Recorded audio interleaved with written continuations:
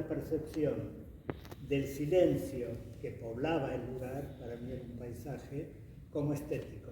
Para mí el silencio es un acto estético. Y supe que pertenecía a eso, pero sin pasar por todo eso, menos una decisión, ¿no? Yo no creo en las decisiones. ¿Y ese acto estético es un acto dinámico, contemplativo?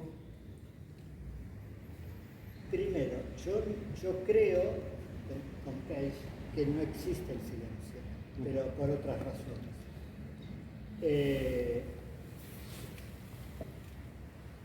Creo que hay algo que llama, o sea, el silencio no está en un lugar y nosotros nos vinculamos de alguna forma con ese silencio que estaba ahí, esperando que yo lo escuche. Voy más atrás, y nosotros venimos de una tradición donde el hombre y la mujer, en ese tiempo todavía nadie se preocupaba por nombrarlo así, el hombre era el animal que escucha, el animal que habla, perdón, el logos.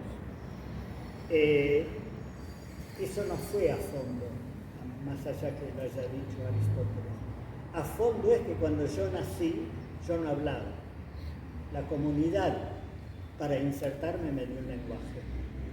Pero ese no hablaba, estaba precedido por lo más prístino que yo traía conmigo, que era la posibilidad de escuchar. O sea, para escuchar no necesité un lenguaje ni necesité párpados. Entonces mi receptividad más absoluta es la escucha. Y lo que nosotros llamamos silencio, como una comodidad gramatical, es la posibilidad de estar escuchando sin que nada obstruya esa dilatación mía más prístina que es la escuchar. Por eso para mí el silencio es espacial, temporal, pero siempre en distensión. Hasta que algo lo obstruye, ahí reboto, vuelvo a mí y nombro.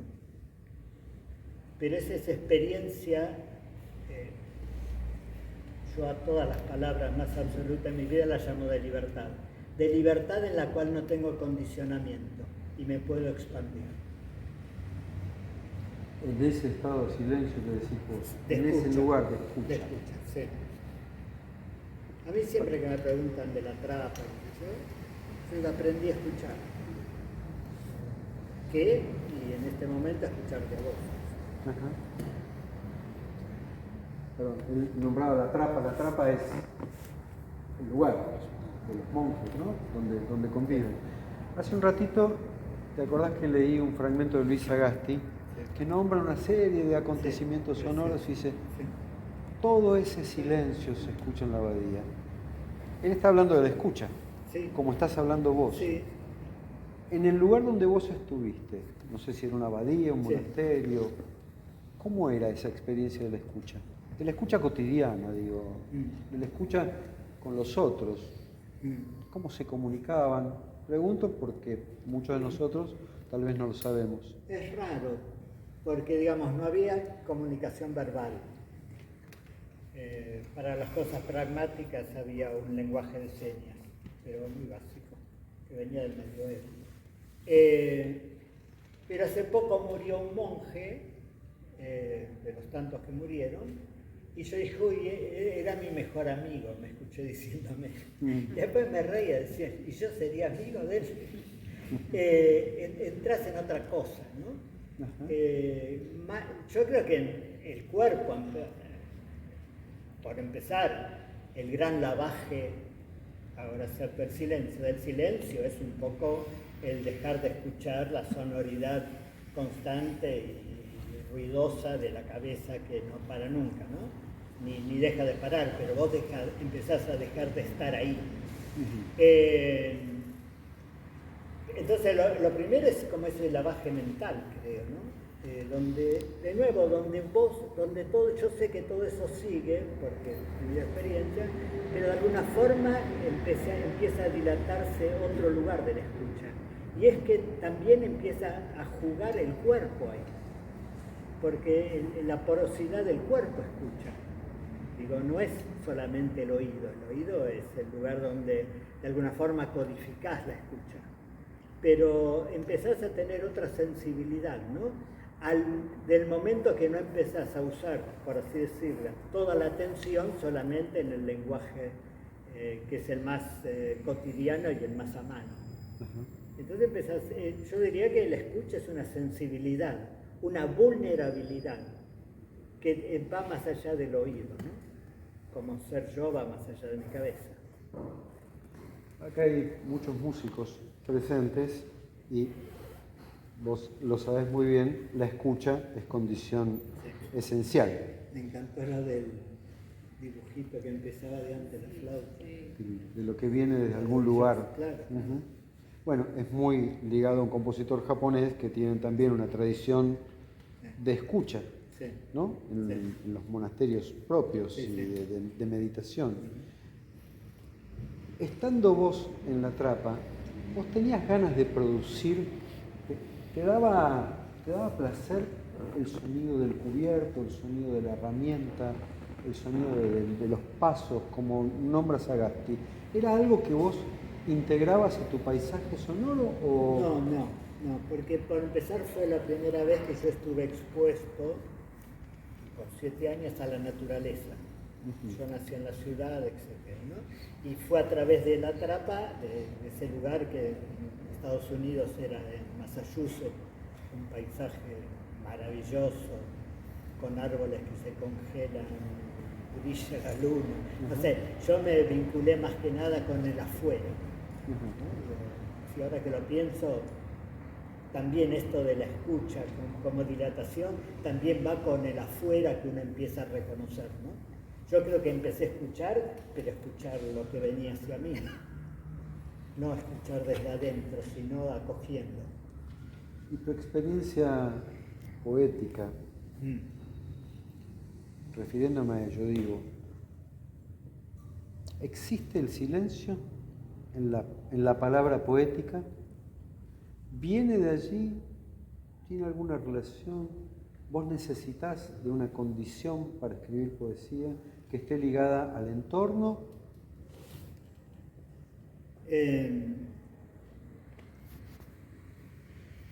Yo con los últimos libros empieza número 1, un poema, número 2 y sigue todo el libro. Y entre el 1 y el 2 suelo poner una poética, o sea, una reflexión sobre qué es la poesía. Y el que me siento más identificado dice, creo, el poema, el que anhelo, al que aspiro, es el que pueda decirse en voz alta sin que nada se oiga. Es ese imposible que comienzo cada vez, es desde esa quimera que escribo y borro. ¿No? Yo busco esa coincidencia de silencio y palabra, porque creo que es lo mismo.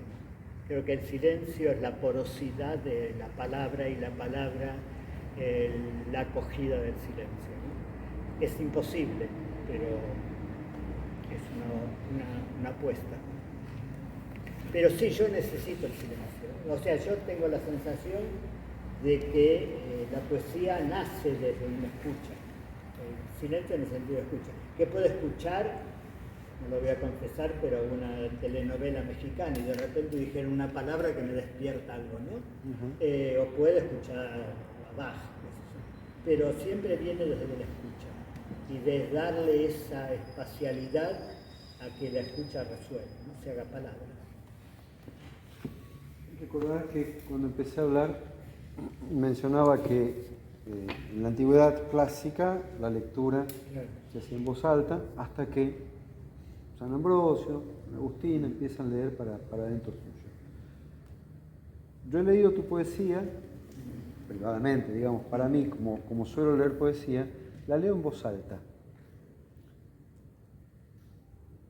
¿Vos tu poesía la lees en voz alta? Primero, San Benito en la regla dice que en la biblioteca los que leen en voz baja porque molestan al hermano. O sea que se leían en la biblioteca mismo, cada uno leía lo suyo. Yo descubrí el escucharme no hace mucho. Descubrí que si yo, cuando termino un poema o en general un libro, lo grabo, yo camino todos los días un par de horas o algo más. Y voy con y escucho mis cosas. Pero si yo me escucho, es impresionante como entro en otra cosa. Me doy cuenta, escucho la sonoridad y me doy cuenta cuando chirría algo, cuando una palabra no está todavía como pulida para que no chille de nuevo, ¿no? Pero descubrí la necesidad de escucharme para saberlos. Perdón, y me gusta, gozo el leer públicamente poesía. Y ahí hay una experiencia que es propia mía versus lo que normalmente es un poeta. Ahora vengo de Medellín, que es el festival más importante, yo casi diría del mundo, van más de 1000 personas, etc. No sé cuántos prestan atención, pero que llenar se llena. Y eso me pasa siempre cuando leo con otros, ¿no? Por ejemplo, por ahí leí a alguien, siempre dice un poema y la gente aplaude, dice otro poema, la gente aplaude, y eso es lo común. Ahora, a mí me pasa que desde el primer poema que yo digo, la gente no aplaude, queda en silencio, y ahí mando el segundo. Y siempre me impresionan, yo siento como ego personal, que mi triunfo es lograr el silencio. Y yo mido, de nuevo, no por los aplausos, tengo también un cuento de un pianista que no puede dejar de tocar porque ahora van a venir los aplausos que lo remiten de nuevo a sí mismo y él se estaba liberando tocando, ¿no? Siento algo de eso, ¿no? De que yo estoy transmitiendo no lo que digo, sino el silencio en lo que digo, ¿no? Esa porosidad de la que hablo. Pascal Guignard, el odio de la música, vos lo conocés a Guignard seguramente, dice que el silencio es la presa de los intérpretes. El intérprete busca captar la atención del oyente y llevarlo a ese silencio en donde puede escuchar verdaderamente, ¿no? En la poesía pasa lo mismo, esto que vos me estás diciendo, de algún modo, esto de que la gente no se larga a aplaudir y queda como a la espera. Sí, a mí eso me parece... Bueno, un ideal. Bueno, iba a decir brillante, pero me acordé que hablaba de mí.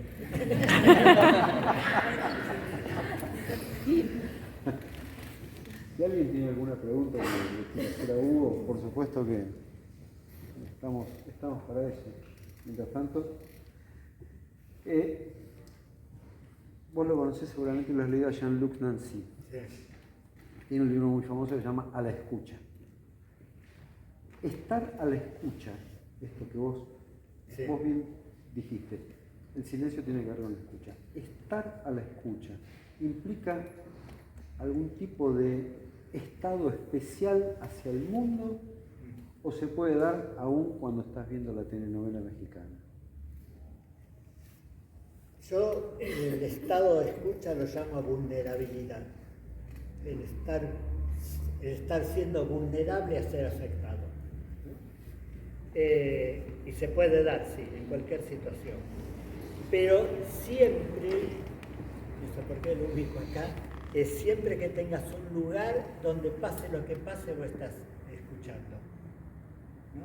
Escuches lo que escuches, está la escucha de lo que no está en lo que estabas escuchando, o que estaba como pulsión en lo dicho, ¿no? ¿Sí? Hay un lugar donde seguís escuchando y no te das por satisfecho cuando solamente se oye. No haría la diferencia entre escuchar y oír.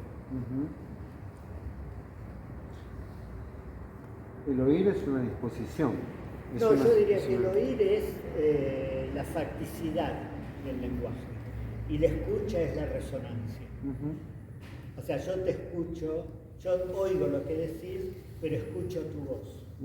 Que ahí es donde está lo singular de lo que vos estás diciendo. Exactamente. Eso pasa también con la música. Sí. La poesía y la música para vos tienen una relación cercana en cuanto a que la música es un lenguaje que transporta lo inefable, es un sentido puramente significante, sin embargo la poesía oscila, como decía Valéry, entre un sentido y un sonido, ¿no? Sí, yo,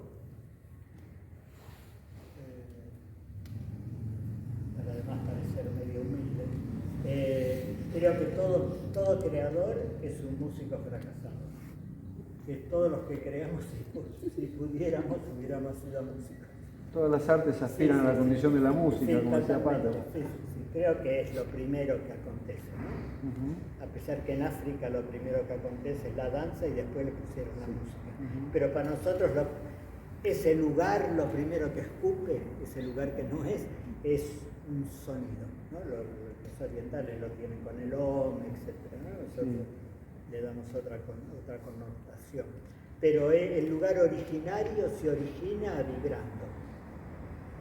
Y ahí uno pone el oído, otro pone el color, otro pone lo que sea. Pero lograr eso sin connotarlo a otra materialidad, me parece que es lo originario.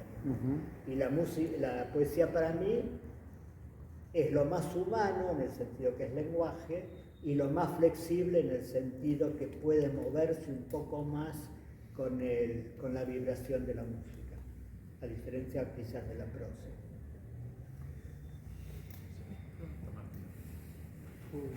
Adelante, sí. Siguiendo lo que decías de que la escucha es un acto de vulnerabilidad. Sí. ¿Cómo hace uno para soportar la belleza de la escucha del silencio? De la escucha del silencio. ¿Cómo hace uno para soportarla? Porque es Es demasiado insoportable, por eso escapa todo el mundo. Claro.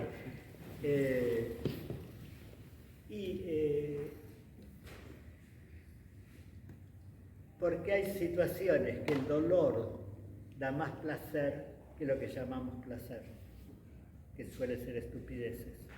Entonces hay un lugar donde uno vale la pena ser herido, porque sabes que de esa herida mana algo mayor a la simple compensación de lo que podés soportar con la piel dura.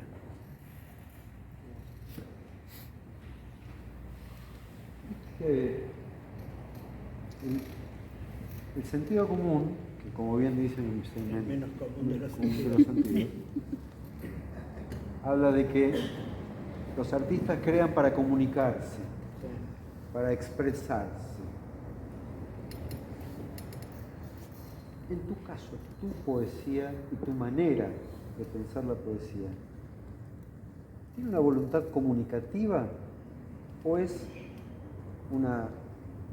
un diálogo con vos mismo que eventualmente se pone a consideración de quien llega a él? Yo creo que eso va cambiando en mí y a través del tiempo. Porque primero usé la poesía narcisísticamente como un espejo demostrado. Hace un tiempo yo fui a casa de un amigo y le digo, ¿cómo estás? ¿Y vos cómo estás? Me dijo él. Yo le dije, no, estoy escribiendo ahora un libro sobre Nietzsche. Me dijo, no, pero vos. Y me impresionó. Y me di cuenta que uno empieza escribiéndose y después termina leyéndose desde lo que uno escribe, ¿no? Creo que va medio por ahí.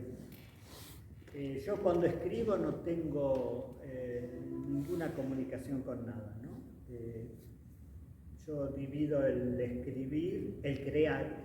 A mí me interesa la creación, escribir es un accidente. Por 30 años pinté, así que podría ser otra cosa. En el momento de hacerlo y en el momento donde ya entra objeto cultural, que puedo querer ser leído o hacerme millonario, que no me molestaría, pero digo, el hecho es el momento ese del acontecimiento del no ser al ser. Para mí es eso. Ahora creo que eso que acontece trae como pulsión el ser.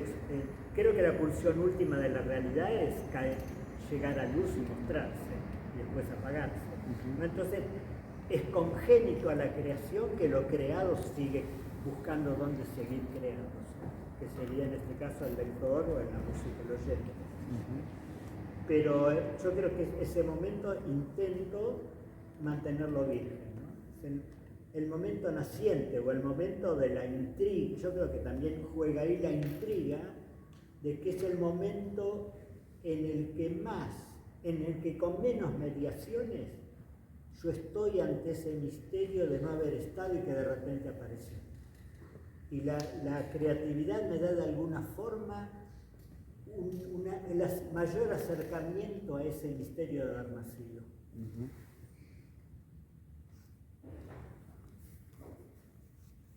Allá te...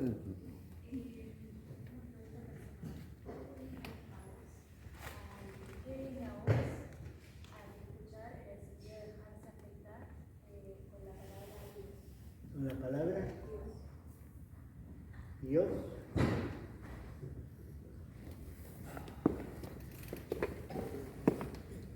Dios la palabra es una trampa, porque lo que vos decís Dios y lo que yo te diría como Dios, cada uno genera su Dios, ¿no?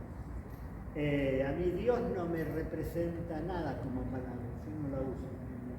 Y si la uso en mí mismo, como para correrme del Dios poderoso, omnisciente, etc. Creo que para mí nombrar a Dios es el acto creador, pero no lo llamaría Dios porque ya entra dentro de un discurso con el cual no me interesa. Me interesa el aspecto, o sea, por alguna razón, yo lo trato en un prólogo eso, por alguna razón cuando concebimos a Dios lo llamamos creador. Y medio un poco por eso de que creo que el acto creador es lo más cercano al misterio del existir. Acá tienes otra pregunta. Hugo, querido, gracias. Estoy grabando. Me encanta escucharte. En tu poética, para mí, por lo menos lo poco seguramente a lo que yo pude acceder por ahora, hay dos palabras claves y que para mí en toda la poesía que uno consume para mí son claves, que es el miedo, ¿no? Hablando de Dios, ¿no? El miedo. ¿Qué diferencia para vos hay entre miedo y temor? ¿Vos encontrás el miedo en mi poesía? No, yo encuentro en general, digamos, en toda la poesía, en las palabras, esto de, como vos le decías a ella, que Dios para vos va a ser una cosa, para mí va a ser otra, digamos, ese efecto probablemente... Miedo y temor. Claro, ese efecto probablemente suceda con todas las palabras, ¿no? Sí. Y más si uno se mete en el mundo infinito de la etimología para atrás. Pero... vos podrías decir que hay una diferencia, ¿viste? Porque se habla mucho del santo temor de Dios, digamos. Sí, está bien. No, juguemos con miedo y temor. Juguemos con miedo y temor. Yo creo que tenemos miedo a algo y temor a no sabemos qué. Hay un temor creo que es temor a morir o temor de haber nacido.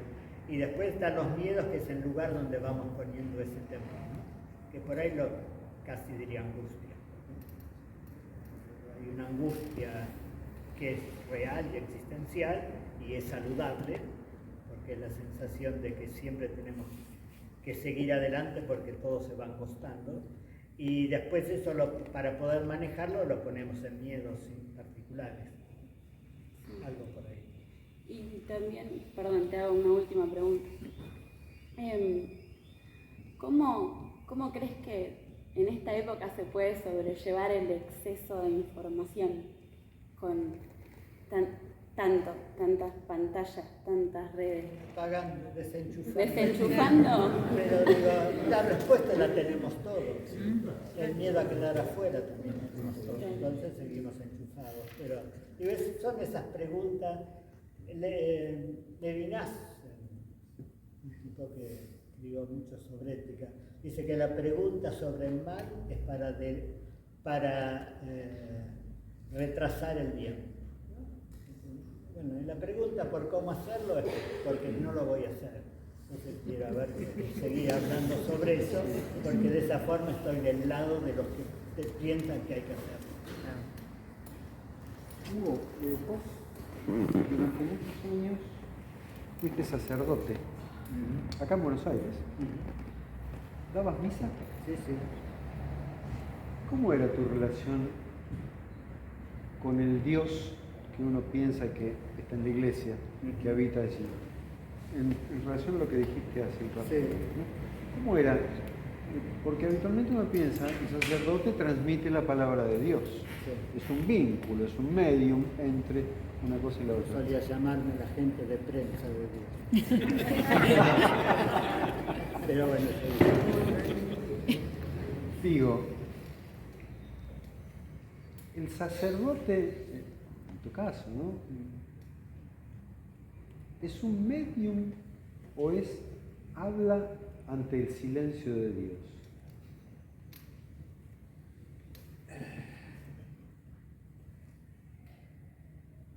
Yo nunca me sentí existente como sacerdote, sino respuesta sobre la demanda. O sea, yo fui sacerdote para la gente, independiente de lo que yo pueda pensar. O sea, la fe que me interesaba era la que ellos tenían y querían conservar, ¿no? En una línea de un poema mío yo digo, en el silencio Dios no habla ni calla. En el silencio es Dios, ¿no? Digo, yo manejo muy pocas contradicciones, como que por un lado una cosa y otra, ¿no? Y en mi vida hay 5 palabras que se conjugan y ya está. Una es Dios, silencio, o el silencio de Dios. Ajá. Deja verlo. Sí. Adelante. Quería preguntar por el silencio. ¿Viste cómo vos escribís? Haces como bastantes espacios y es como, te pregunto, ¿qué tipo particular? Algo que, o sea, hablas del silencio, la escucha como por Pregunta por la diagramación que yo hago en Sí. poemas, que los poemas están abajo y la mayor parte de la página arriba en blanco. No sé por qué lo hago, pero puedo inventar otro nuevo porque siempre algo hago. Creo que tiene que ver con mi background de pintor. Cuando Klein, que vos lo nombraste, que lo adoro, le dicen algo de las rayas negras que hacía, dice, no, la raya negra es para que miren la tela, porque si no, no la miran, ¿no? A mí me parece que la palabra que aparece en la página de un poema mío está en función del blanco de la página, hacia lo cual el otro tiene que responder. Yo ya le respondí, le puse las palabras de alguna forma que a mí me habló ese espacio, ese vacío o ese blanco. Es una especie de invitación, una especie de puntuación para que no devoren las páginas, y también una regla que lo tengo, no sé por qué, remetida de Bellas Artes, que es que el peso de algo tiene que estar abajo porque sostiene. Entonces a mí me parece esos poemas que cuelgan, me parece que se van a caer. Entonces eso es como la tierra y arriba tiene después la respiración y lo abierto. ¿El silencio en la página existe? Y sería la página en blanco, pero después ya entra el miedo. No, creo que sí, creo que la página en blanco es silencio. Pero de nuevo, nada es solamente una parte, todo es polar, ¿no? De alguna forma. Es silencio porque esta palabra y no sería la página en blanco si algo nos dice que es un libro, etc.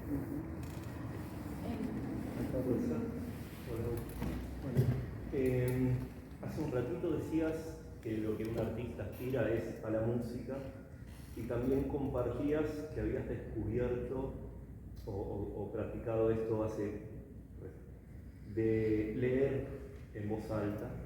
Hay algo del tono del poema que se hace manifiesto en la música y que en la lectura íntima de cada uno es un tono diferente, tal vez el mío, que el tuyo al leer, y que yo descubro un poema tuyo cuando vos lo lees con tu tono en su musicalidad, sí, más allá de que están las palabras, con su tiempo, su silencio.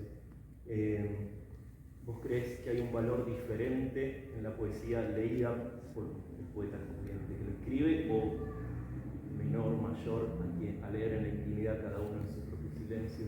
¿Cómo lo ves? No, yo creo que leer, porque aunque leas en silencio te estás escuchando. Leer es parte de la sonoridad musical de las palabras.